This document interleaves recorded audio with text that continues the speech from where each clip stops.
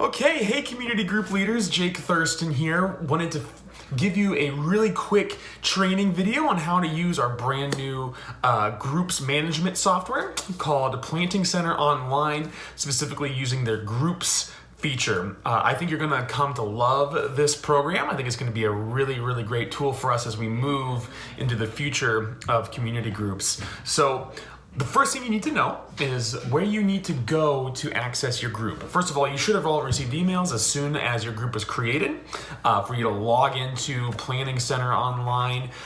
If you haven't, if you don't have access to that link, then you just need to go to groups.plantingcenteronline.com.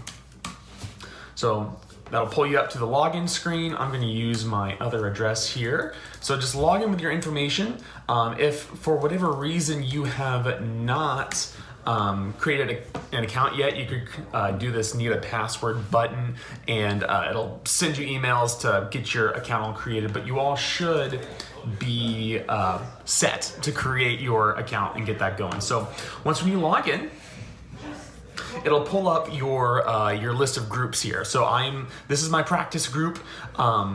So this is where you can access all of your group members and do all your settings and everything. And then this is also where you can manage the events of your group's meeting times. And so we'll get to that here in a second. But let's just focus on groups here. So when you click your group, this will give you the list of all of your group members. Here are all of my closest friends, Steve Jobs, Radar O'Reilly, Mickey Mouse, Luke Skywalker, and Frodo Baggins is my group. Pretty great, right? So in here you can see their names. If they have their contact information, they would have it right here, as well as how long they've been a member since. If I wanted to edit anybody's participation, say you have a group who's been in there for a while and hasn't attended, you can always remove them from the group, or you can even edit their membership date, but you don't need to worry about that. Those are all of your main actions there. If you want to reach out to all of your members, you can just click this email button, and then it just pulls up a really nice composition page there for you to write out your emails and send it to everybody. Yes, we want to cancel that. And then there's this really cool feature here for you to invite a new member. So if you have someone who hasn't been put into our database system yet with Planting Center, you can click this new member button, and it sends an invitation to their email address for them to log in and get their information into Planting Center. So that way you can, so that way they can get all of the email notifications that you might send out that way. So that's really crucial. Or you can also let us know by emailing your campus pastor or mara.wild@theransomchurch.org if you want anybody else added to your group. And then the other way how you can add people to your group is through the events page. So let's come up here. So this is where you see that you have your events created for your meeting time. So I just said that I wanted our group to meet on Tuesdays from like 10 to 1 or from 11 a.m. to 1 p.m.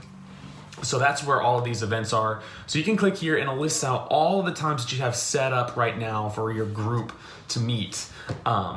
So we were technically supposed to meet yesterday, so I can click on this.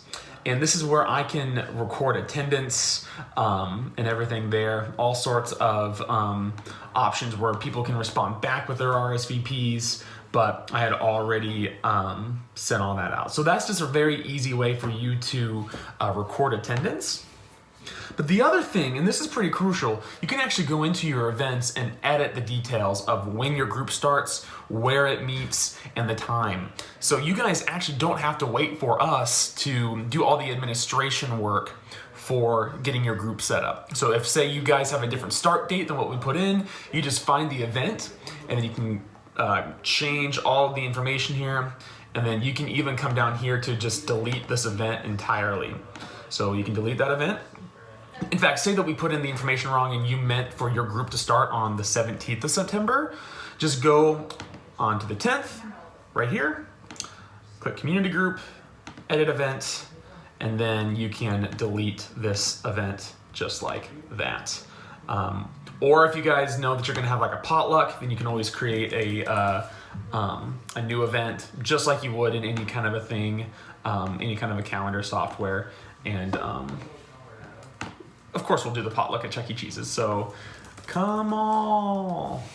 Just like that. Super easy, super user-friendly. Next is the resources page. This is something that's really cool if you want all of your group leaders to have access, or if you want all your members to have access to sermon studies or curriculums, or if you want to upload anything else for